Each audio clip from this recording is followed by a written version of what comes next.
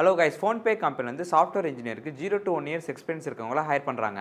இந்த ரோலுக்கான responsibility list பண்ணுறேன், செக் பண்ணிக்கோங்க. நான் லிஸ்ட் பண்ணுற டாப்பிக்கில் any one of the program language தெரிஞ்ச போது இந்த ரோலை ஈஸியாக கிளியர் பண்ணலாம். நீங்கள் இன்டர்வியூக்கு ப்ரிப்பேர் பண்ணும்போது இந்த டாபிக்ஸ்லாம் மறக்காம கவர் பண்ணிக்கோங்க. பிரெயின் ஸ்டார்ம் கம்பெனிலேருந்து வெப் டெவலப்பர் ரோலுக்கு ஃப்ரெஷராக ஹையர் பண்ணுறாங்க.